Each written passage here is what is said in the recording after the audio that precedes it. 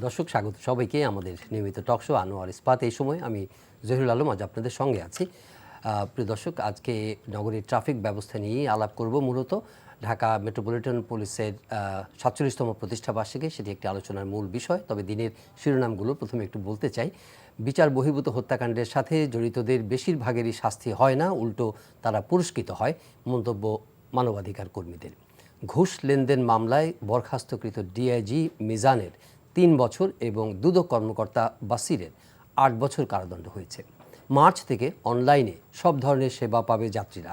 বিমানে হয়রানি শূন্যের কোঠায় কমিয়ে আনার জন্য আজ নির্দেশ দিয়েছেন প্রধানমন্ত্রী শেখ হাসিনা। করোনা নিম্নগামী, মৃত্যু অনেক কমেছে। বুস্টার ডোজ নিয়েছেন আজকে বিএনপি চেয়ারপারসন বেগম খালেদা জিয়া। আর প্রথমেই বলেছি ৪৭তম প্রতিষ্ঠা বার্ষিকী ঢাকা মেট্রোপলিটন পুলিশের ১৯৭৬ সালে এটি প্রতিষ্ঠিত হয়েছিল। নগরীর আইন শৃঙ্খলা রক্ষার যে বিরাট চ্যালেঞ্জ, ডিএমপি সেই চ্যালেঞ্জ মোকাবেলা করে চলেছে। আমরা এত ব্যাপক বিশাল এই বিষয়টি নিয়ে আলাপ করতে পারতাম যদি সময় থাকতো, তবে আজকে আমরা বিশেষভাবে নগরীর ট্রাফিক ব্যবস্থা নিয়ে কথা বলবো এবং এই ট্রাফিক ব্যবস্থায় যে চ্যালেঞ্জগুলো কী আছে, এখানে জনসম্পৃক্ততা কতটুকু আছে, কি পরিকল্পনা নেওয়া হয়েছে কর্তৃপক্ষের দিক থেকে এবং শৃঙ্খলা আনার জন্য সামনে কি সম্ভাবনা আছে, এই বিষয়গুলো আজকে রয়েছেন। কারণ আজকে অতিথি হিসাবে আমাদের সঙ্গে স্টুডিওতে যুক্ত হয়েছেন ডিএমপির ট্রাফিক বিভাগের অতিরিক্ত পুলিশ কমিশনার মোহাম্মদ মনিবুর রহমান। স্বাগত জনাব মনিবুর রহমান আপনাকে। রয়েছেন সিনিয়র জার্নালিস্ট জনাব সোহরাব হাসান। স্বাগত আপনাকেও জনাব সোহরাব হাসান।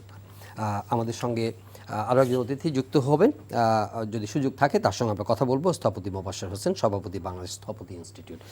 আমরা শুরু করতে চাই, এই বিষয়টি নিয়েও পরে এমফাসিস করব, কিন্তু যতটা সাধারণভাবে সৌরভ ভাই, আপনি একজন সিনিয়র জার্নালিস্ট, উনি মাঠের থেকে এটা নেতৃত্ব দিচ্ছেন এবং নগরবাসীর ভোগান্তির মধ্যে একটা প্রধান কারণ ট্রাফিক ব্যবস্থা, এবং এই কঠিন কাজটি জনাব মনিবুর রহমান বা ওনাদের নেতৃত্বে করে চলেছে। শুরুতেই যদি ডিএমপির প্রতিষ্ঠাবার্ষিকীতে আপনারা আসলে কি করতে যাচ্ছেন সেটুকু যদি ছোটো করে একটু শুনি। অ্যাকচুয়ালি প্রতি বছরই প্রতিষ্ঠা বার্ষিকীটা পালন করা হয়ে থাকে। করোনার গত বছর করোনার কারণে অত বড় আকারে এটা করা হয়নি। ইউজুয়ালি আমাদের ডিএমপির যে কার্যক্রম যেগুলো আছে, ডিএমপি আপনাদের বাংলাদেশ পুলিশের সবচেয়ে বড় ফিল্ড লেভেলের সবচেয়ে বড় ইউনিট ডিএমপি। এখানে প্রায় ৩৪,০০০ ফোর্স এখানে কাজ করে থাকে এবং আমাদের বিভিন্ন ইউনিট আছে। আপনাদের ক্রাইম ইউনিট আছে, ডিবি আছে, ট্রাফিক আছে, অ্যাডমিনিস্ট্রেশন, সিকিউরিটি, ডিপ্লোম্যাটিক সিকিউরিটি, বিভিন্ন জোন আছে। অর্থাৎ এখানে মিসসেলেনিয়াস অ্যাক্টিভিটিস ঢাকা নগরীর ক্রমবর্ধমান চ্যালেঞ্জের মুখে বিভিন্ন কার্যক্রমগুলোকে, বিভিন্ন পুলিশিং কার্যক্রমগুলোকে আমরা কীভাবে কার্যক্রমের মাধ্যমে মানুষকে কীভাবে আমরা সেবা দিয়ে থাকি, জনসম্পৃক্ততার মাধ্যমে মানুষকে কীভাবে আমরা আমাদের সেবা প্রদানের কাজটি করে থাকি, ট্রাফিক সেক্টরে হোক, ক্রাইম সেক্টরে হোক বা ডিবি, তাদের তাদের তাদের যে চিরাচরিত যে সেবার যে পদ্ধতিটি সেটি আমরা মানুষকে কতখানি দিতে পারলাম, সেটা মানুষের থেকে আমরা সবসময় ফিডব্যাক নেওয়ার চেষ্টা করে থাকি। অ্যাট দ্য সেম টাইম আমাদের বিভিন্ন ক্রমবর্ধমান চাহিদার প্রেক্ষিতে আমরা আমাদের সেবার পরিধি কতখানি বাড়াতে পারলাম, সেবার মান কতখানি বাড়াতে পারলাম, এই সমস্ত বিষয় নিয়ে আমরা মানুষের সাথে আমাদের ভাব বিনিময় হয়ে থাকে এবং আমরা বিভিন্ন সময় আমরা আমাদের যে কার্যক্রম তারা কীভাবে গ্রহণ করছে এবং এটা তাদের কাছে আমরা কীভাবে পৌঁছাতে পেরেছি এবং এখানে যদি কোনো ল্যাকিংস থেকে থাকে সেই ল্যাকিংসগুলো আমরা কীভাবে আমরা ওভারকাম করতে পারি, সামগ্রিক বিষয়টা নিয়ে আমরা আসলে মানুষের সাথে আমরা ভাব বিনিময় করে থাকি। আমরা সমাজের বিভিন্ন স্তরের মানুষের সাথে আমরা এই দিনটা আমরা তাদের মতামত নিয়ে থাকি, আমরা আমাদের কার্যক্রমগুলো তাদের সামনে তুলে ধরার চেষ্টা করে থাকি এবং তাদের যদি কোনো ফিডব্যাক থাকে সেগুলো আমরা সবসময় গ্রহণ করে থাকি এবং ভবিষ্যতে আমরা উত্তরোত্তর ডিএমপিকে কার্যের পরিধি এবং আমাদের সেবার মান কীভাবে আরও উত্তরোত্তর আমরা বৃদ্ধি করতে পারি, আমরা সেবার মানটা আরও কীভাবে উন্নত করা যায়, সেই সমস্ত বিষয় নিয়ে আমরা ফিডব্যাক নিই এবং ভবিষ্যৎ পরিকল্পনা করে আমরা সেভাবে নিজেদেরকে আরও চালিত করার প্রচেষ্টা চালাই। যেহেতু এই আলোচনার মধ্যে আমাদের একজন সিনিয়র জার্নালিস্ট জনাব সোহরাব হাসান আছেন, আপনি জনসম্পৃক্ততার কথাটি বলছিলেন, সুতরাং এটা একটা সুযোগ যে আমাদের যে প্রশ্নগুলো সাধারণ মানুষের কাছ থেকে আমরাও যেগুলো শুনি এবং তাদের পয়েন্ট অফ ভিউ যেগুলো আছে সেগুলো আমরা তুলে ধরার চেষ্টা করি। সরাসরি যেহেতু আপনি এখানে আছেন, তার কিছু হয়তো আপনি উত্তর করতে পারবেন বা অ্যাড্রেস করতে পারবেন। জনাব সোহরাব হাসান, জনসম্পৃক্ততার কথা যখন বলা হয় নগরীর ট্রাফিক ব্যবস্থা নিয়ে আলোচনা করার সময়, সেটি কতটা আছে এবং তারা কতটা দক্ষতার সঙ্গে সেই চ্যালেঞ্জটা মোকাবেলা করতে পারে? না, জনসম্পৃক্ততার বিষয়টি কিন্তু আনুষ্ঠানিকতার মধ্যে সীমিত থাকা ঠিক নয়। এটি প্রতিষ্ঠা বার্ষিকীতে হয়তো ওনারা করলেন, কিন্তু যে বিষয়টা যে প্রতিদিন যে সেবা প্রার্থী, সেবাদাতা এবং সংশ্লিষ্ট অন্য সবাই এর মধ্যে সেতুবন্ধ করা দরকার, সমন্বয় দরকার, এবং কে কাজটা কি, কার কি দায়িত্ব, সেই দায়িত্ব পালন করছে কিনা। এখন ট্রাফিক ব্যবস্থাপনা অব্যবস্থাপনার জন্য আমরা সাধারণত ট্রাফিক পুলিশকে দায়ী করি, কিন্তু ট্রাফিক পুলিশের একটা বড় ভূমিকা আছে, কিন্তু একই সঙ্গে যে পরিবহন মালিক, পরিবহন শ্রমিক, এমনকি পথচারী, বিভিন্ন সামগ্রিকভাবে নগরবাসী। এমনকি ধরেন আমাদের হাঁটার জন্য যে ফুটপাত আছে, সে ফুটপাত বা আমরা প্রায় দেখি যে ফুটপাত বন্ধ হয়, সেখানে কোনো নির্মাণ সামগ্রী আছে, অথবা মোটরসাইকেল ওরা অথবা কোনো স্থাপনা গড়ে উঠেছে, তার মালামাল আছে। আসলে একটি আধুনিক নগর তৈরি করার জন্য যে নাগরিক সচেতনতা, নাগরিক সুযোগ সুবিধা, এই দুটোই কিন্তু খুব জরুরি। এখন নাগরিক সচেতনতা, অবশ্যই সেখানে ট্রাফিক পুলিশের ভূমিকা আছে, সরকারের ভূমিকা আছে, স্থানীয় প্রতিনিধিদের ভূমিকা আছে। ভাই যেটা বললেন যে জনসম্পৃক্ততা, সেখানে সাধারণ নাগরিকদের বাদ দিলেও স্থানীয় যারা জনপ্রতিনিধি, অর্থাৎ আমরা যারা কাউন্সিলর, ঢাকা শহরে যে কাউন্সিলর, তাদের সাথে ট্রাফিক বিভাগের অথবা ডিএমপির কতটা সম্পৃক্ততা আছে, আমরা খুব একটা কিন্তু এটা দৃশ্যমান দেখি না। হয়তো একদিন আলোচনা হলো বা কোনো এলাকা, এমনকি হতে পারতো না যে একটি নির্দিষ্ট এলাকার কাউন্সিলর তিনি ট্রাফিক বিভাগের দায়িত্বপ্রাপ্ত কর্মকর্তাদের ডাকলেন, স্থানীয় বাসিন্দাদের ডাকলেন, এবং সেখানে বিভিন্ন এমনকি গণপরিবহনের যারা মালিক শ্রমিক তাদের ডাকলেন। সেখানে একটি সভা হলো এবং সেই সভায় কার কী অভিযোগ সেটি বললেন, কার কী সমস্যা সেটি বললেন, আর কার কী কী সম্ভাবনা আছে, কিভাবে এটি সমস্যাটা দূর করা যায়, এই ব্যাপারে কিন্তু একটি হতে পারে। তাই ঢাকা শহরে শতাধিক ওয়ার্ড আছে, সেই ওয়ার্ডগুলো যদি এরকম কার্যক্রম নেওয়া হয় এবং সেটা সারা বছরই চলতে পারে, এটি আমি মনে করি যে এক্ষেত্রে সবারই ভূমিকা আছে। নাগরিক হিসাবে নাগরিকদের ভূমিকা আছে, আবার নাগরিকদের আইন মানতে যারা বাধ্য করেন বা আইন মানার দায়িত্ব যাদের, তাদেরও ভূমিকা আছে। এই দুইটা সমন্বয় করা। কিভাবে সমন্বয় করেন আপনারা? এই যে উনি কিন্তু দুই পক্ষেই বলেছেন যে নাগরিকদের আইন মানানোটাও একটা কঠিন কাজ, সেই কঠিন কাজটা আপনারা কিভাবে করছেন? আমি প্রথমে একটু বলতে চাই যে ঢাকা মহানগর পুলিশের যে ট্রাফিক ডিভিশন, এটা কিন্তু 8টা ডিভিশনে বিভক্ত। এখানে আপনার নর্থে 4টা আছে, সাউথে 4টা আছে। এখন একটা অঞ্চলের ট্রাফিক ব্যবস্থা সে অঞ্চলের মানুষের আর্থসামাজিক ব্যবস্থারই রিফ্লেকশন। এখন দক্ষিণ অঞ্চলে আমি ধরেন যদি ওয়ারির কথা বলি, ওয়ারিতে যেই আর্থসামাজিক, যেই সোশিও ইকোনমিক ব্যাকগ্রাউন্ড যে মানুষগুলো বসবাস করছে, তাদের কিন্তু মোড অফ ট্রান্সপোর্টের ব্যবহার একরকম। আবার উত্তরাতে যারা ব্যবহার করছে তারা একরকম, গুলশানে একরকম, রমনা একরকম। কোথাও হয়তো সেমি মেকানাইজড ভেহিকেল আছে, কোথাও ফুললি মেকানাইজড ভেহিকেল আছে, কোথাও কিন্তু আবার আপনার নন মেকানাইজড ভেহিকেল আছে। তো সেখানকার মানুষের যে প্রেক্ষাপট, তাদের চাহিদা অনুযায়ী কিন্তু সেখানকার ট্রাফিক সিস্টেমটা ব্যবহৃত হতো। এখন তো মনে করেন যে আমি যদি ওয়ারির কথা বলি, ওয়ারিতে কিন্তু আপনার নন মেকানাইজড, হেভি মেকানাইজড, সব ধরনের যানবাহনই চলাচল করছে। তো সেখানে যানবাহনের সেখানকার মানুষের অর্থসামাজিক প্রেক্ষাপটের ভিত্তিতে তাদের সোশিও ইকোনমিক কন্ডিশনের সাথে ম্যাচ করে এমন যানবাহন চলাচলের কিন্তু সুযোগ আমাকে করে দিতে হবে। তো সেক্ষেত্রে ধরেন সেখানে নিম্ন আয়ের কিছু মানুষ আছে, মধ্যম আয়ের কিছু মানুষ আছে, তাদের চলাচলের বাহনটা কি রিক্সা, অটো রিক্সা বা লেগুনা, যাদের অবশ্যই লাইসেন্স থাকতে হবে এবং যাদের অনুমোদন থাকতে হবে। তো এবং সেখানে কিন্তু আপনারা জানেন যে একটা সায়দাবাদ বাস টার্মিনাল আছে এবং সেখানে কিন্তু মালিক আছে, শ্রমিক আছে। তো তাদের জন্য যে, এবং সেখানে কিন্তু অনেক ছোট বড় স্কুল আছে, বিভিন্ন শিক্ষা প্রতিষ্ঠান আছে, ব্যবসা প্রতিষ্ঠান আছে। এটা তো মানে একটা গিভেন ফ্যাক্ট। কিন্তু উনি যেটা বলছেন যে ধরেন এই যে আপনি ইন্টারাকশনের কথা বললেন, এই প্রতিষ্ঠা বার্ষিকীগুলো ইন্টারাকশন করলেন, কিন্তু হোল দ্য ইয়ার রাউন্ড একটা টাউন হল মিটিং পিরিয়ডিক্যালি প্রত্যেকটা স্টেক হোল্ডারদের সঙ্গে আপনাদের এই যে সমস্যা, সম্ভাবনা এবং উত্তরণের উপায় নিয়ে কি যোগাযোগ?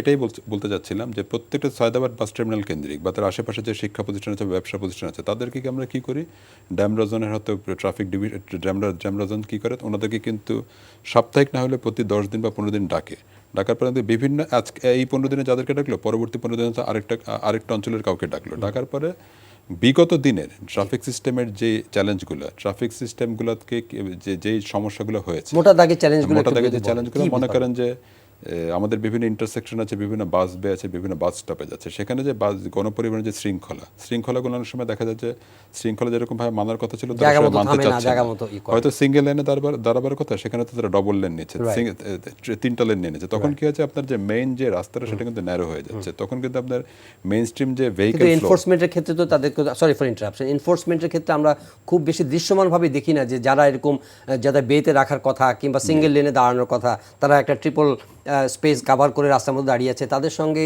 মানে ট্রাফিকটা তাদের ইনস্ট্যান্ট তাদের জরিমানা করা, তাদেরকে কোনো আইনের আওতায় আনা, এরকম তো খুব দৃশ্যমান কিছু এরকম দেখা হয়েছে যায়। কি, যখন আমরা যখন আমরা মেইন স্ট্রিম ফ্লো এর মধ্যে যখন এদেরকে যখন আমরা যদি আমরা আইনের আওতায় আনতে যাই, তখন দেখা যায় কোনো জায়গায় রাস্তা অতটা প্রশস্ত না, কোনো জায়গায় রাস্তা অতটা ওয়াইড না, রাস্তার কিন্তু ন্যারো আছে। ঢাকা শহরে ওয়াইড রাস্তা খুব কমই আছে। তো ওয়াইড রাস্তা যদি আমরা এটা করার সুযোগ থাকে, তো ওয়াইড রাস্তা কিন্তু দেখা যায় যে যখন বাসগুলো যখন আপনার লেন ভায়োলেট করছে বা যখন মাল্টিপল লেনে তারা দাঁড়াচ্ছে, তখন কিন্তু আমরা তাদেরকে সামনে বা পিছিয়ে নিয়ে আসছি। নিয়ে আসার ফলে ইভেন একটা ডবল লেনও যখন থাকে, তখন 3টা বা 4টা লেন ফ্রি থাকলে কিন্তু গাড়িগুলো চলে যেতে পারে। কিন্তু অনেক ন্যারো রাস্তা থাকছে, যেখানে আপনি বাস স্টপে যদি বাসটাকে দাঁড় করিয়ে রাখি এবং তাকে যদি ফাইন করি, তখন কিন্তু পিছিয়ে কিন্তু একটা বিরাট একটা টেইল হয়ে যাবে। সেই টেইলটা কিন্তু আবার ফ্রি করতে অনেক সময় লাগবে। তো তখন কিন্তু স্ট্র্যাটেজিক্যালি হয়তো ঠিক ওই জায়গাটাতে না করে আমরা হয়তো তাকে কিছুটা এগিয়ে যাওয়ার সুযোগ দেবে, কিছুটা ইন্টারসেকশনে যেখানে রাস্তাটা অপেক্ষাকৃত ওয়াইড, সেখানে কিন্তু নিয়ে যায়, তখন আমরা প্রসিকিউশন করি বা তাকে আইনে আওতায় নিই। এটা কিন্তু একটা চলমান প্রসেস। কিন্তু এখানে যে আমি যেটা বলতেছি, জনসম্পৃক্ততার বিষয়টা কেন আসছে, একই ড্রাইভারকে হয়তো আমরা বিভিন্ন সময় ফাইন করছি, তাকে 10 দিন পরে ফাইন করছে, তাকে 15 দিন পরে ফাইন করছে, সে হয়তো 5 দিন 6 দিন 7 দিন ঠিক থাকছে, কিন্তু কিছুদিন পরে কিন্তু সে আবার এই কাজটা করছে। কারণ তারও একটা কিন্তু মালিক পক্ষের উপর একটা প্রেশার থাকে যে তুমি এতগুলা দিনে এতগুলা ট্রিপ দিবে, তুমি আমাকে এই টাকাটা দিবে, কাজে তারও কিন্তু একটা টাইম ম্যানেজমেন্টের একটা বিষয় থাকে। আমরা ইম্পোজ করার চেষ্টা করি, কিন্তু তারা কিন্তু টাইম টু টাইম থাকে, কিন্তু থাকার পরে দেখা যায় যে কিছুদিন ভালো থাকার পরে আবার তারা আগের সে অভ্যাসটা আগের পুরো সিস্টেমটা আপনি বলছেন আর্থসামাজিক অবস্থার উপর। এজন্য কিন্তু কথা হচ্ছে এটা তো চলতে পারে না। আমরা কিন্তু মানুষকে ট্রাফিক সিস্টেমের মধ্যে তাকে ফাইন করাটা আমাদের উদ্দেশ্য না। আমাদের উদ্দেশ্য হচ্ছে শৃঙ্খলাটা আনা।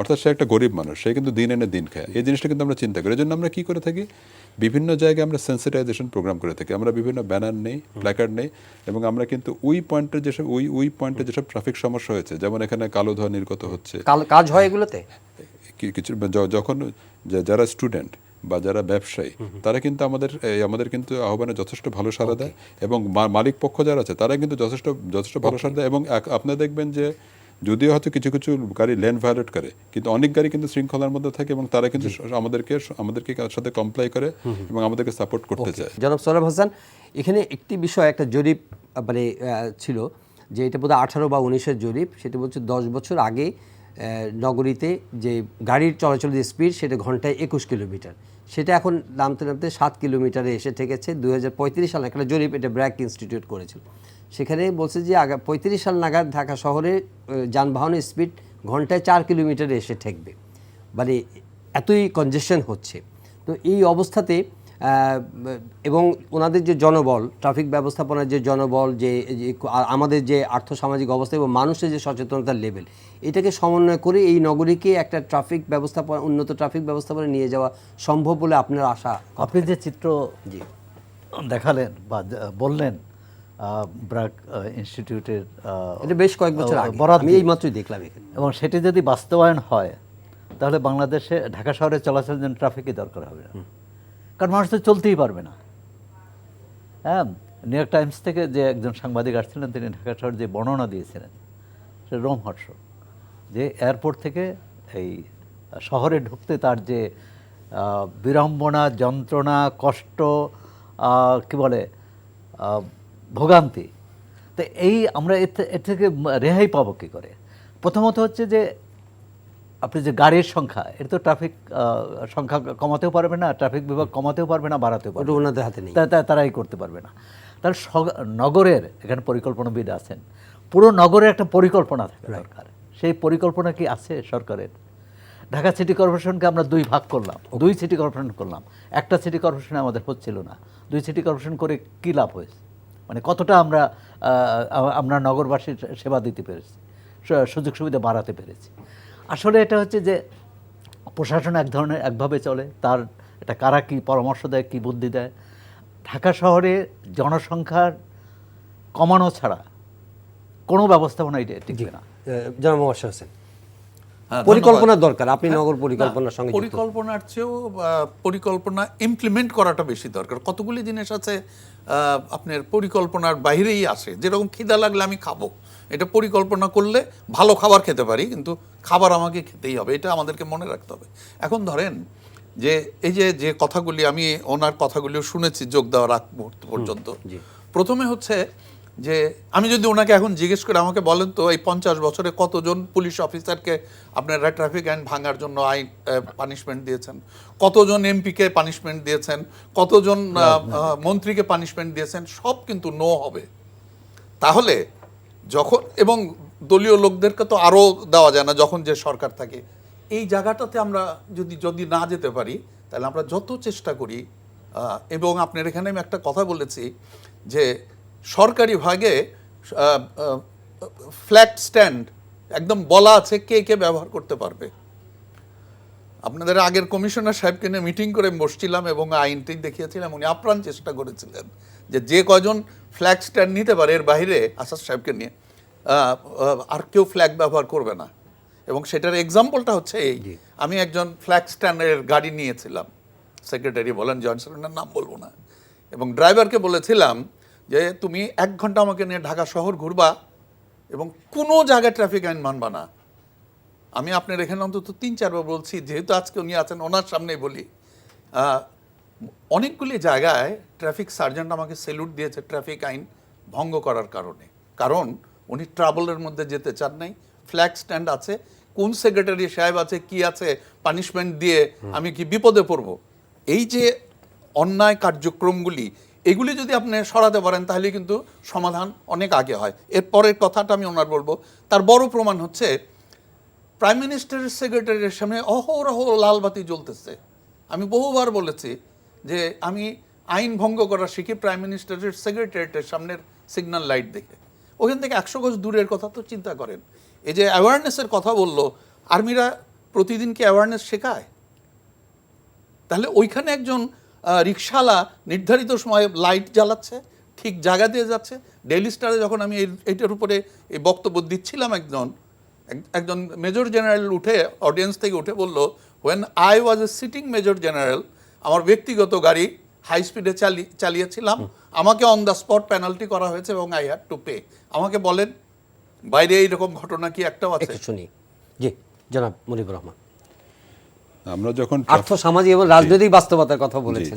ঠিকই আছে, আমার কথা হচ্ছে সেখানে আমাদের এখানে যখন রাজনৈতিক নেতৃবৃন্দ বা আমাদের বিভিন্ন সমাজের বিভিন্ন স্তরের মানুষজন রাস্তায় চলে, ট্রাফিক সিস্টেম এমন একটা সিস্টেম যেটা সবাই অ্যাভেল করবে, এবং আপনার থানায় কারো যাওয়া না লাগতে পারে, ডিবি অফিসে কারো যাওয়া লাগতে পারে, but traffic is such a system যে আপনাকে A to Z সবাইকে অ্যাভেল করতে হবে।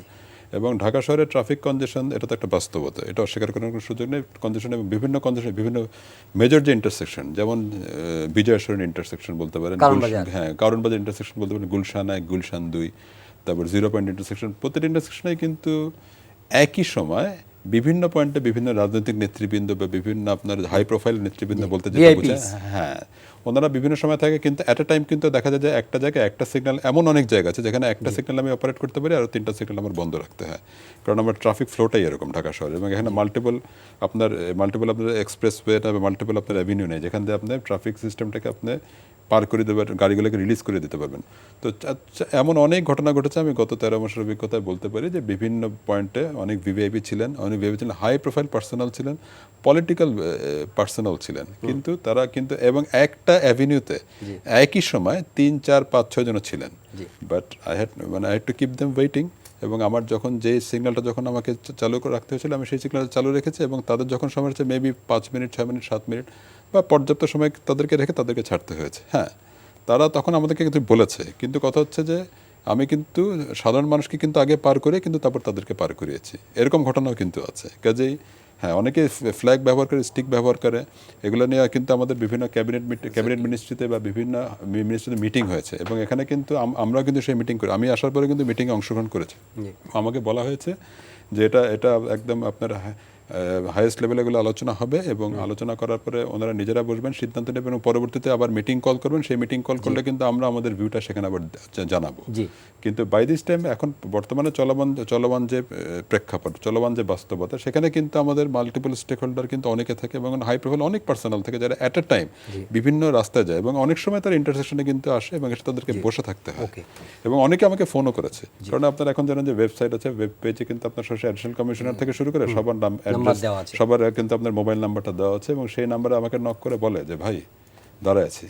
আমি বললাম যে একটু ওয়েট করে, দাঁড়ায় থেকে আপনাকে ফোন করে, আমাকে ফোন করেছে। হ্যাঁ, হয়তো ডিসি সাহেবকে ফোন করেছে, ডিসি সাহেব হয়তো ওনাকে উত্তর দিয়েছে, ওরা হয়তো পছন্দ হয়নি, but additional commissioner traffic high profile personal মনে করে হয়তো আমাকে ফোন দিয়েছে। ফোন দেওয়ার পর কিন্তু বলেছে আমি এখানে দাঁড়িয়ে আছি। আমি বললাম যে তখন আমি প্রেক্ষাপটটা জানার চিন্তা করেছি, আমি দেখেছি যে ওখানে কী কী মুভমেন্ট হয়েছে। আমি তখন দেখেছি যে সাধারণ মানুষের যে মুভমেন্টটা, আমি চিন্তা করেছি আমরা কিন্তু for the people by the people of the people, আমরা কিন্তু মানুষের সেবার জন্যই কিন্তু পুলিশটা কিন্তু একটা সেবা ধর্মী সার্ভিস এবং ট্রাফিক সিস্টেমটা কিন্তু মোর কিন্তু আপনার সার্ভিস ওরিয়েন্টেড একটা জব। কিন্তু আমি তখন চিন্তা করেছি যার এখানে যেই রোয়ের মানুষ এন্টাইটেল, যেই অ্যাভিনিউর মানুষটা এন্টাইটেল, সেই অ্যাভিনিউর গাড়িগুলোকেই কিন্তু আমরা তাড়াতাড়ি পাস করে দেওয়ার চেষ্টা করেছি এবং তাদেরকে আমরা কিন্তু রেখেই কিন্তু পাস করেছি। একটা অন্য প্রসঙ্গে যাব, সময় সীমাবদ্ধতা আছে আপনার কাছে এই প্রশ্নটি, সেটি হচ্ছে যে আপনারা নিশ্চয়ই অ্যাওয়্যার আছেন যে যেহেতু আর্থসামাজিক মানে অর্থনৈতিক প্রেক্ষাপটটাই যদি এখানে বলি যে ওই যে হিসাবের কথা বলছি, সেখানে বলা হচ্ছে প্রতিদিন 5 মিলিয়ন আওয়ার্স কর্মঘণ্টা এই ট্রাফিক কনজেশনের কারণে নষ্ট হয়ে যাচ্ছে এবং এটার অ্যানুয়াল কিউমুলেটিভ এটার ক্ষতির হিসাবটা প্রায় 12 থেকে 15 বিলিয়ন ডলার এই ট্রাফিক কনজেশনের কারণে। আমরা কর্মঘণ্টা তো বলি, জি, এবং যেহেতু ঢাকাতে পার্সোনাল গাড়ির সংখ্যা পৃথিবীর বোধহয় সবচেয়ে বেশি, যদি ওইভাবে চিন্তা করেন আর্থিক, আমি এটাকে অন্যভাবে বলি, গাড়ি দাঁড়ায় থাকা মানে আমি $1 করে ছিঁড়ে ফেলে দিচ্ছি বিকজ গাড়িতে যে তেলটি কেনা হয় সেই তেলটি কিন্তু ফরেন কারেন্সিতে আসে। আমি যেরকম গত সপ্তাহে আপনার এখানে আসার সময় আমাকে 15 মিনিট এখানে দাঁড়িয়ে থাকতে হয়েছে। আমি হিসাব করলাম, আপনি 15 মিনিট, আমি তো শোনা গেছে 55 মিনিট দাঁড়িয়ে। আচ্ছা, 15 মিনিট এবং নাম্বার অফ দ্য প্রায় 200-র মতন গাড়ি দাঁড়িয়েছিল, যে কোনো কারণে হোক, ভিআইপি বা কোনো কিছু যাওয়ার কারণে। আপনি ওই সময় 200 গাড়ি কি পরিমাণ তেল পুড়িয়েছে, আমি একটা হিসাব করেছিলাম, ঢাকা শহরে যদি বিনা পয়সায় বাস সার্ভিস করা হয় তাতে গভর্নমেন্টের প্রায় 50% ফরেন কারেন্সি সেভ হয়ে যাবে। আচ্ছা, আমরা এই জিনিসগুলি কিন্তু আমাদের অ্যানালাইসিসের মধ্যে আসে না। জি, জনাব মনিবুর রহমান, এখন এই যে এই ক্ষতিটার প্রেক্ষিতে ট্রাফিক ব্যবস্থাপক হিসাবে আপনারা সরকারের কাছে কি ধরনের সলিউশন নিয়ে যান? একই সঙ্গে আবার কেউ ধরেন কোনো অর্থনীতিবিদ ঢাকায় এসছেন, উনি এসে বিদেশি অর্থনীতিবিদ, উনি এসে নগরীর যে ট্রাফিক যে কনজেশন, এটা দেখেই ওনার মন্তব্য ছিল যে এটা খুবই ভাইব্রেন্ট ইকোনমি, এখানে মানুষজন এত রাতেও ট্রাফিক জট হয়ে আছে, মানুষ ঘরে ফিরছে না 12টা 1টার সময় রাস্তাঘাট, এটা দেখে আমাদের অর্থনীতি বিরাট ভালো চেহারার কথা বলছেন। অন দ্য আদার হ্যান্ড বিরাট ক্ষতিরও একটা কারণ কিন্তু এই ট্রাফিক কনজেশন। আপনারা এগুলো নিয়ে বা আপনাদের যারা রাজনৈতিক নেতৃত্ব আছে তাদের সঙ্গে কিভাবে আলাপ করেন, কি সলিউশন ভাবেন? আপনি হয়তো জেনে থাকবেন যে রিসেন্টলি গত 18 সাল থেকে চালু হয়েছে যে বাস রুট রেশনালাইজেশন। এটা হচ্ছে আপনার যে টোটাল আপনাদের এখন 392টা রুট আছে। এখন সেটাই কি করছে সরকার, চাচ্ছে এটাকে 44টা রুটে আনতে এবং 8টা ক্লাস্টারে ভাগ করতে, গ্রিন ক্লাস্টার, ইয়েলো ক্লাস্টার, এবং আপনি জানেন যে 21 নম্বর রুটে যেটা অর্থাৎ আপনার ওই বসিলা থেকে শুরু করে আপনার কাঁচপুর ব্রিজ পর্যন্ত কিন্তু এই রুটের বাস কিন্তু সরকার পরীক্ষামূলকভাবে চালু করেছে। এটা তো ইন্টিগ্রেটেড না, ইন্টিগ্রেটেড না, কিন্তু it's a part of the process. এখন এই প্রসেসটা এটা কিন্তু লম্বা প্রসেস। 392টা রুটের বাসকে আপনি যখন কনসাইজ করে 44টা রুটে আনতে যাবেন, তখন আপনাদের কিন্তু প্রত্যেকটা রুটে এডুকেট বাস দিতে হবে, সে আপনাকে সার্ভিস দিতে হবে এবং সেখানকার মানুষ, সেই রুটের মানুষের যে ডিমান্ড, সেই ডিমান্ড অনুযায়ী কিন্তু আপনার পরিবহনের সংখ্যা ফুলফিল করতে হবে। এই বিষয়টা আছে, কিন্তু এই প্রসেসটা শুরু হয়েছে এবং এই 21 নম্বর রুটের যে গাড়িগুলো চলছে আর যেই গাড়িগুলো দিচ্ছে তারা কিন্তু বিআরটিসি কিন্তু এখানে কিন্তু তাদেরকে সাপ্লিমেন্ট করছে। এখন এটা একটা দিক গেল, এবং 21 নম্বর রুটের যে গাড়িগুলো 2 মাস ধরে চলছে এবং আমরা কিন্তু তাদের খুব ভালো সাড়া পেয়েছি এবং শৃঙ্খলার ব্যাপারে কিন্তু প্রথম থেকে আমরা এই জিনিসটার সম্বন্ধে খুব ওয়াকিবল এবং তারা যেন রুটটা প্রপারলি ফলো করে। এবং সেই সাথে আরেকটা উদ্দেশ্য হচ্ছে সেই রুটের অননুমোদিত, অর্থাৎ যেই বাসগুলার বা যেই গণপরিবহনগুলার সেই রুটে চলার কথা না, বা রুট পারমিটবিহীন কিছু বাস যেগুলো ওই রুটে চলার চেষ্টা করেছে, আমরা কিন্তু তাদের বিরুদ্ধে কিন্তু অভিযানটা অব্যাহত রেখেছি। এর ফলাফল হিসাবে যেটা মানুষ, এবং এটা অব্যাহত রাখতে যাওয়ার আগে কিন্তু আমরা মানুষকে সেন্সিটাইজ করেছি, অর্থাৎ কেন আমরা অভিযানটা করছি, কেন রুট পারমিট গাড়ির বিরুদ্ধে আমরা অভিযানটা করছি, অর্থাৎ পুরা পরিবহন সেক্টরকে একটা শৃঙ্খলার মধ্যে আনার জন্য তারই ক্ষেত্রে অংশ হিসাবে বাস রুট রেশনালাইজেশন প্রসেসটা শুরু হয়েছে। আমি মহসিন ভাইকে একটু বলবো যে ওনার সঙ্গে এটা নিয়ে আপনি একটু এবং এখানে আমি আরেকটু জিনিস বলতে চাচ্ছি, আপনি যদি অ্যালাউ করেন, সেটা হচ্ছে আপনি দেখবেন যে ঢাকা শহরে বিভিন্ন জায়গায় ইউলুপ রয়েছে, এবং সবচেয়ে আদর্শ ইউলুপ আমি যদি বলতে চান সেটা হচ্ছে আপনার বাড্ডা এবং রামপুরের যে গ্রেট সেপারেটর, অর্থাৎ দুই দিকে কিন্তু ইউলুপগুলো আপনার রাস্তা থেকে উঠে ঘুরে এসেছে, এবং সেখানে কিন্তু আগে কিন্তু আপনার প্রগতি সারিতে সবসময় traffic congestion every now and then কিন্তু ট্রাফিক কনজেশন, এবং ওখানে কিন্তু যেটা বললেন যে পেট্রোল কিন্তু সবচেয়ে বেশি পড়তো, এবং গাড়িগুলো কিন্তু ঘন্টার পর ঘন্টা মিনিটের মানে অনেকক্ষণ ধরে এক নাগারে দাঁড়িয়ে থাকতো, কি আউটগোয়িং কি incoming.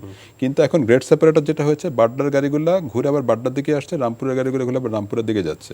That's an ideal example of easing the traffic system. এই সিস্টেমটা যদি আমাদের অনেক ব্রড রাস্তা আছে, এয়ারপোর্ট রোড আছে, মিরপুর রোড আছে, এসব জায়গায় যদি আপনার গ্রেট সেপারেটরগুলোকে যদি আরেকটু কনভিনিয়েন্ট জায়গায় বসানো যেতে পারে, ট্রাফিক সিস্টেম কিন্তু ফ্লোটা অনেক বেটার হবে, এবং আমরা গাড়িগুলোকে ভেহিকেলগুলোকে তাড়াতাড়ি রিলিজ করতে পারবো। এবং যেটা বললেন যে এয়ারপোর্টের একটা মানুষ যখন নেমে, যখন ঢাকা শহরে আসে, সে কিন্তু একটা ইমপ্রেশন পেয়ে যায় যখন সে ট্রাফিক জ্যামের মধ্যে পড়ে।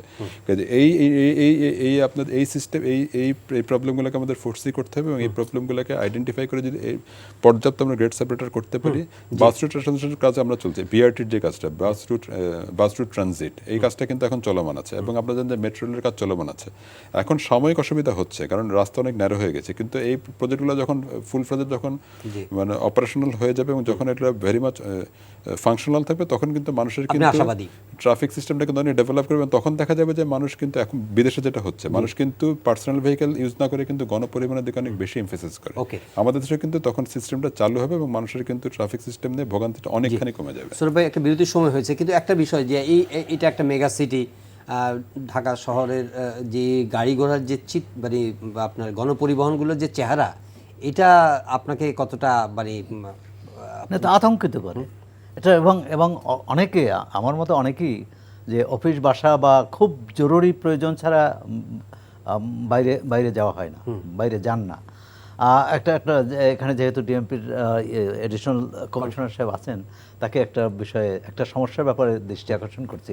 এই কারণ বাজারই হচ্ছে সকাল 8টা পর্যন্ত রিক্সা চলতে পারে, যে রিক্সা এখান থেকে পণ্য বাইরে, কিন্তু সেই 8টার মধ্যে যেতে পারে না তারা। হ্যাঁ, যার ফলে 8টা 9টা 10টা পর্যন্ত যায়, বা তারপরেও যায়, এবং সেখানে কিন্তু একেবারে নগদ লেনদেন হয়।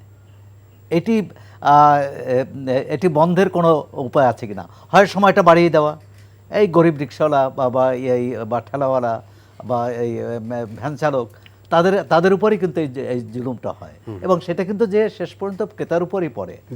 কারণ বাজার থেকেই পুরো ঢাকা শহরে এই সবজি যায়, সবজি প্রধানত এখান থেকে যায়। 8টার মধ্যে আছে যে 8টার মধ্যে রিক্সা গেলে তাদের যেতে দেওয়া হয় ট্রাফিক রুলে, কিন্তু 8টায় যেতে পারে না, এবং আমরা দেখছি পুরো রাতেই এই রাস্তা অকুপাই হয়ে থাকে, জট লেগে থাকে।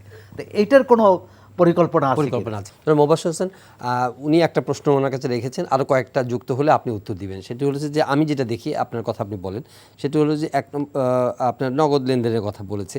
দ্বিতীয় কথা হলো যে লক্কর ঝক্কর যে চেহারা গাড়ি, এবং তৃতীয় বিষয় হচ্ছে যে ম্যানার আপনার ফিল্ড পর্যায়ে। অবশ্যই আমাদের খেয়াল রাখতে হবে যে ওনারা ফিল্ড লেভেলে যারা কাজ করে তারা অত্যন্ত পরিশ্রম করে এবং মাঠে দাঁড়িয়ে থাকে, এবং এই নগরীর এত কি বলা যায়, এত কাম্বারসাম, এত মানে অমানসিক একটা সিচুয়েশনে তারা ডিল করতে হয় অনেক জিনিস।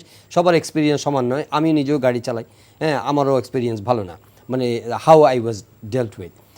আমি পাঠাওতে চড়েছি কালকে, এবং শুনলাম যে ওই খুবই ক্ষোভ নিয়ে কথা বলছে যে শুধু মামলা দেওয়া হচ্ছে, শুধু মামলা, একটুখানি এইভাবে বললো। এর আগে কিন্তু পাঠাওতে কিছু ইনসিডেন্টও হয়েছে, কেউ মোটরসাইকেল পুড়িয়ে দিয়েছে, এই ধরনের ইনসিডেন্টও হয়েছে। তার মানে কি, এটা হলো নগরবাসীর সেকশন অফ পিপলের কিছু গ্রিভান্স আছে, তারা কিভাবে ট্রাফিক ব্যবস্থাপনার দ্বারা তারা কিভাবে অ্যাড্রেস হচ্ছে আর কি। আপনার যদি কিছু থাকে আমি ওনাকে উত্তর দিতে পারবো। প্রথম জিনিস হচ্ছে ঢাকা শহরের এই অবস্থা কেন, এবং ঢাকা শহরটা কি, যেখানে রাষ্ট্রপতি, প্রধানমন্ত্রী এবং পুলিশের সর্বোচ্চ কর্তা ব্যক্তি থাকেন। তাহলে তাদের সামনে যদি এই ঘটনাগুলি ঘটে, তাহলে বুঝতে হবে যে ঢাকার বাইরের অবস্থা আরো সঙ্গীন। এখন ঢাকাতে পৃথিবীর ভিতর হাইয়েস্ট, যদি আপনি ওইভাবে হিসাব করেন, জনসংখ্যা কেন? কলকাতাতে এই জনসংখ্যা ছিল, তারা কি করেছে? তারা একটা সহজ কথা আপনার এখানে বহুবার বলেছে যে কলকাতার দিনের জনসংখ্যা রাতের জনসংখ্যার দ্বিগুণ। তাহলে ট্রান্সপোর্ট সিস্টেম বাংলাদেশে যে রেল লাইন রয়েছে, সেই রেল লাইন পৃথিবীর প্রায় 16টি দেশে এক্স্যাক্টলি সেম রেল লাইনে 265 কিলোমিটার স্পিডে ট্রেন চালানো হয়। আমার 265 দরকার নেই, আমাকে 150 কিলোমিটার হিসেবে যদি গাড়ি চালানোর ব্যবস্থাটা করে দেন, করা সম্ভব 16টা দেশে যেহেতু চলছে, তাহলে ঢাকা শহরের জনসংখ্যা 2 থেকে 3 বছরের ভিতরে 50 লাখে নেমে আসবে। কারণ বাংলাদেশের মানুষের যে ঐশ্বর্যটা আছে এটা অন্য দেশে নাই।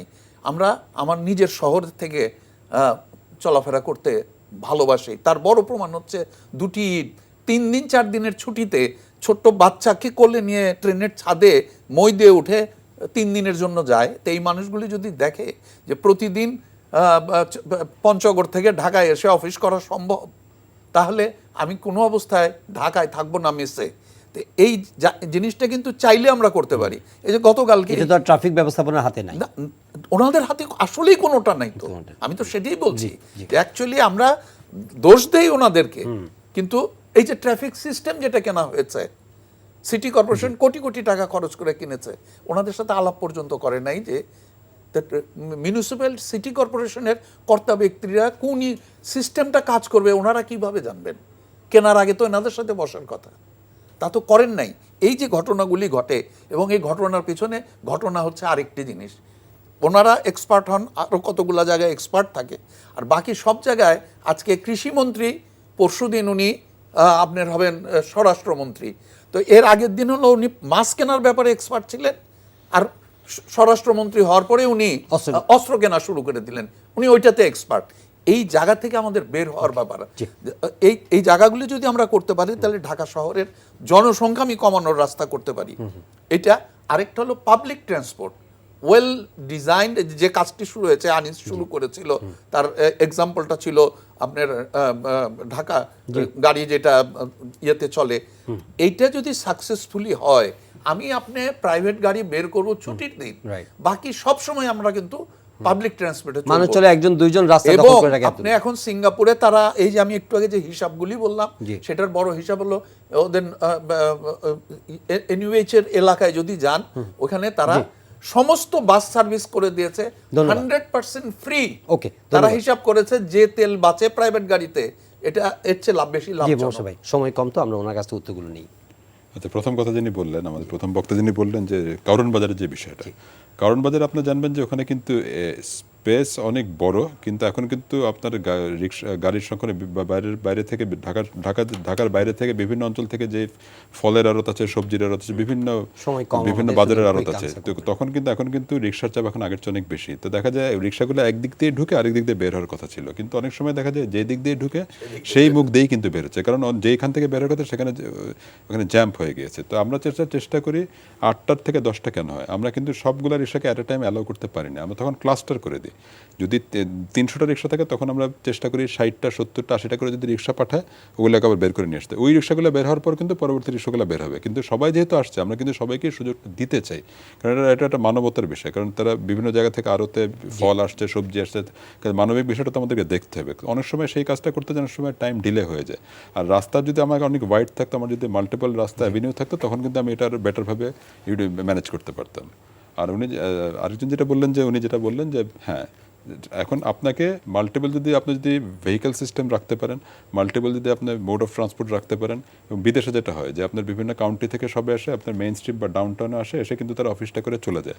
আমাদের এখন মেট্রো সিস্টেম যেটা হয়েছে, আমার ধারণা এই সিস্টেমটা করলে উনি যেটা বললেন যে পাবলিক, তখন কিন্তু মানুষ বেশি পাবলিক ট্রান্সপোর্ট ইউজ করবে, এবং পাবলিক ট্রান্সপোর্টের প্রতি মানুষকে উদ্বুদ্ধ করার জন্যই কিন্তু সরকারের বিভিন্ন প্রকল্প সরকার হাতে নিয়েছে, এবং এই প্রকল্পগুলো যদি বাস্তবায়িত হয় এবং সফলভাবে যদি বাস্তবায়ন করে, যে আমার ধারণা যে রোড আপনার যে পার্সোনাল ভেহিকেল বা আপনার যে প্রাইভেট ভেহিকেলের যে আধিক্যটা, সেটা অনেকটা কমে যাবে, এবং সেটা মানে অনেক সুশৃঙ্খলভাবে গাড়িগুলো চলতে হবে। আর আরেকটা ক্ষেত্রে আমি বলতে চাচ্ছি যে গাড়িগুলোর যে রেজিস্ট্রেশন, গাড়িগুলোর যে আপনার গাড়িগুলোকে যে আপনার অ্যাপ্রুভ করার যে বিষয়টা থাকে, সেটা কিন্তু বিআরটির একটা এখানে একটা সম্পৃক্ততা রয়েছে। বিআরটির একটা স্টাডি যদি থাকে যে ঢাকা শহরে কী পরিমাণ রাস্তা অ্যাভেলেবেল আছে, এবং কী পরিমাণ গাড়ি আমি দিয়েছি, কী পরিমাণ গাড়ির ডিপ্রেশন কীরকম হচ্ছে, সেই অনুযায়ী আমার গাড়ির নামাবার ক্যাপাসিটি আছে কিনা, বা প্রতিদিন গড়ে কত গাড়ি আমি নামাতে পারি, সেটা যদি একটা চেক অ্যান্ড ব্যালেন্স থাকে এবং আমাদের সাথে যদি সমন্বয়টা ভালো থাকে, আমরা কিন্তু একটা ফিডব্যাক দিতে পারি যে এরকম গাড়ি নামানোর যুক্তিসঙ্গত কিনা বা যৌক্তিক কিনা।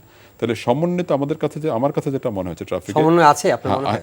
এটাই বলতে চাচ্ছি যে আমাদের বাংলাদেশে যেটা আমার কাছে যেটা আমাদের কোঅর্ডিনেশন প্রসেসটা আরেকটু ডেভেলপ করা উচিত। আমাদের মাল্টিপল সেক্টর আছে, এখানে ঢাকা নর্থ সিটি কর্পোরেশন আছে, সাউথ আছে, ডিটিসি আছে, বিআরটি আছে, বিআরটিসি ট্রাফিক অনেকগুলো সেগমেন্টের মধ্যে একটা সেগমেন্ট ট্রাফিক, কিন্তু পারস্পরিক সমন্বিত কার্যক্রমের মাধ্যমে যদি আমরা কাজটা এগিয়ে নিতে পারি অবশ্যই সিস্টেম ডেভেলপ করবে এবং আমরা কিন্তু at the end of the tunnel আমরা লাইটটা দেখতে পারবো। আর ওই দুইটা বিষয় যে আপনার সড়কে চাঁদাবাজি প্রসঙ্গ আসে, তারপরে আপনার আরেকটা ব্যাপার হচ্ছে যে আচরণগত বিষয় আসে। এখন আপনার ট্রাফিকের সঙ্গে কেউ খারাপ আচরণ করলে উনি জরিমানা করতে পারে, উনি তাকে মামলা দিতে পারে। যদি ট্রাফিক ওনার সঙ্গে যদি কোনো অসদাচরণ করে থাকেন সেক্ষেত্রে গ্রিভেন্স অ্যাড্রেস করার মতো কি মেকানিজম ট্রাফিক আছে? তো ট্রাফিকটা কি, ট্রাফিক হচ্ছে পুলিশের একটা কম্পোনেন্ট। ট্রাফিক পুলিশ একটা সাধারণ পুলিশের কোনো পার্সোনাল বা পুলিশের কোনো সদস্য যদি কোনো আনফেয়ার মিনস অ্যাডাপ্ট করে থাকে তার বিরুদ্ধে কিন্তু চলমান আইন, সেই আইনে কিন্তু তার বিরুদ্ধে প্রসিডিং হতে পারে, তার বিরুদ্ধে কিন্তু তার এগেনস্টে কিন্তু আপনার চলমান আইনে কিন্তু ডিপার্টমেন্টাল কিন্তু অ্যাকশন নেওয়া হয়ে থাকে। ট্রাফিকও কিন্তু এর বাইরে কিছু না। আমাদের ট্রাফিকের সদস্য যদি কোনো ব্যত্যয় ঘটিয়ে থাকে এবং তারা যদি কোনো রকম অনৈতিক কোনো কার্যক্রমে জড়িত থাকে এবং তাদের বিরুদ্ধে কিন্তু আমরা রেগুলার কেস টেক আপ করে থাকি, তাদের বিরুদ্ধে ব্যবস্থা নেওয়া হয়ে থাকে। এবং সকলের অবগতির জন্য জানাতে চাই যে আমাদের কিন্তু বডি ওয়ার্ন ক্যামেরা আছে। একটা সার্জেন্ট যখন ফাইন করে বা একটা ট্রাফিক ইন্সপেক্টর যখন ফাইন করে তার কিন্তু একটা বডি ওয়ার্ন ক্যামেরা থাকে এবং আমরা বলে দিই যে যখন কোনো গাড়ির এগেনস্টে প্রসিকিউট করতে হবে, যখন কোনো ভেহিকেলের এগেনস্টে স্পেসিফিক লতে প্রসিকিউট করতে হবে, বডি ওয়ার্ন ক্যামেরাটা খোলা রাখতে হবে সো দ্যাট তার অ্যাকশনটা জাস্টিফাইড কিনা। খোলা না রাখলে তখন তাকে আমরা আইনের আওতায় এবং কেন সে খোলা রাখলো তাকে আমরা কোশ্চেনেবল করি এবং যদি সে যথাযথ উত্তর দিতে না পারে তখন কিন্তু আমরা যথাযথ ব্যবস্থা নিই। ট্রাফিক সার্জেন্টের কাছে থাকে এবং এই কনস্টেবল কাছে থাকে না, কনস্টেবলের কাছে থাকে না, কারণ কনস্টেবলে ওভারঅল আপনার প্রসিকিউশন কমান্ডারের সার্জেন্টের থেকে সার্জেন্ট অফওয়ার্ড। এবং যদি কেউ এই কাজটা করে থাকে তখন কিন্তু আমরা তাকে জিজ্ঞাসাবাদের আওতায় নিই। এবং আপনার শুনে খুশি হবেন যে ডিএমপি প্রথমে এই বডি ওয়ার্ন ক্যামেরাটা চালু করেছে এবং বিএনপির দেখা দেখে এর বাইরে CMP, Chittagong metropolitan police, Comilla এবং ইদানিং বিভিন্ন জেলায় কিন্তু এখন সার্জেন্টদেরকে বডি ওয়ার্ন ক্যামেরা দেওয়া হচ্ছে সো দ্যাট ট্রাফিক ডিসিপ্লিন এবং পুলিশের ডিসিপ্লিনের জন্য সমন্বয় আছে এবং ট্রাফিক যেন আইন এবং আইনগত যে কাঠামো, আইনগত যে লিগাল যে ফ্রেমওয়ার্ক, সেই লিগাল ফ্রেমওয়ার্কের মধ্যে থেকে যেন কাজটা করতে একজন পারে। নাগরিক ধরেন একজন XYZ আমরা ক্ষতিগ্রস্ত হলাম বা মনে করলাম যে আমরা ম্যালট্রিটেড, হ্যাঁ, ইল ট্রিটেড হয়েছি, আমি কিভাবে এটাকে প্রতিকারটা পাওয়ার জন্য কোথায় যাব, কার কাছে বলবো? আপনার ওয়েবসাইট আছে। আপনি যদি মনে করে থাকেন যদি ওই এলাকার ট্রাফিক সম্বন্ধে যদি আইডিয়া থাকে সরাসরি আমি বলেছি 8টা ডিভিশন আছে, সেই ডিভিশনে কিন্তু ডিসি আছে, তার নিচে এডিসি আছে, এসি আছে, যে কোনো লেভেলে আপনি নক করতে পারেন। ওই লেভেলে নক করে যদি আপনি সন্তুষ্ট না হন, আপনি যদি মনে করেন থেকে ইউ আর নট স্যাটিসফাইড, তাহলে তার উপর জয়েন্ট কমিশনার আছে, তারপরে আমি অ্যাডিশনাল কমিশনার আছি, কমিশনার স্যার আছে। এবং আপনাকে একটা ছোট্ট উদাহরণ দিয়ে আপনি বুঝতে পারবেন। অস্ট্রেলিয়ান প্রবাসী একজন নাগরিক ড্যামরা থাকেন, উনি কয়েকদিন আগে 2 মাস আগে আমাকে হঠাৎ করে ফোন করেছিলেন ওয়েবসাইটের নাম্বারটা পেয়ে। কি তার কমপ্লেনটা কি ছিল যে নগরের ওই যে আপনার যানবাহনের যে ভাড়া ডিসেম্বর মাসে কিন্তু অনেক কমিয়ে দেওয়া হয়েছিল, যে ছাত্রদের আন্দোলনের মুখে তখন কিন্তু ভাড়া কমিয়ে দেওয়া হয়েছিল এবং চার্ট কিন্তু প্রত্যেকটা গাড়িতে কিন্তু আমরা চার্ট রাখার ব্যবস্থা করেছিলাম। কিন্তু কোনো এক কারণে ওনার ভাড়া 25 টাকার জায়গায় 15 টাকা বা 20 টাকা যে ভাড়ার কথা, সেখানে ভাড়াটা অনেক বেশি নিচ্ছিলেন। তো দেন আমি ওয়ারির যে ডিসি সাহেব ওনাকে ওনার নলেজের জিনিসটা আনলাম, উনি একজন ট্রাফিক ইন্সপেক্টর পাঠিয়ে দেন এটা সলভ করে দিলেন। তো ভদ্রলোক পরের দিন আমাকে ফোন করলেন ওভার দ্য ফোন, আমার সাথে কথা বললেন ওয়াও, ইজ ইট বাংলাদেশ, আপনারা এই ধরনের সার্ভিস দেন? স্যার আমি পুলকিত। বলো ওয়াই নট, আমরা তো এই ধরনের সার্ভিস দিই, আপনার ওয়েবসাইট আমরা কেন করেছি, আপনাদেরকে সেবা দেওয়ার জন্য করেছি, বিলিভ ইট অর নট। এবং কিছুদিন পরে উনি কী করেছে, একটা ফুলের তোড়া নিয়ে আমার অফিসে এসেছে এবং আমাকে ফুলের তোড়া গিফট করলাম। I was just surprise. আমি বললাম যে আমি নিজেও তো আমরা we are paid for it, we are just public servant. এটা তো civil police relationship, we are public servant, we are meant for it. আমাদের কাজই আপনাদেরকে সেবা দেয়, এটার জন্য আপনার আমাকে এক্সট্রা কোনো থ্যাঙ্কস দেওয়ার দরকার নেই, বাট আপনি আমাকে থ্যাঙ্কস দিয়েছেন, আই ফিল অনার্ড এবং আমরা সবসময় এই কাজটা করতে চাই। জি ধন্যবাদ। আসলে সময় নাই, খুবই ইন্টারেস্টিং আলোচনা। আমার মনে হয় যে আরও অনেক আলোচনা করা যেতে পারতো, যেহেতু আমরা জনাব মনিবুর রহমানকে পেয়েছি। ধন্যবাদ, আপনি এই অনুষ্ঠানে আমাদের সঙ্গে যুক্ত হয়েছেন। জনাব মোবাশ্বের হোসেন আপনাকেও অনেক ধন্যবাদ এবং জনাব সোহরাব হাসান অসংখ্য ধন্যবাদ। দর্শক আজকের এই সময় এখানে শেষ করছি।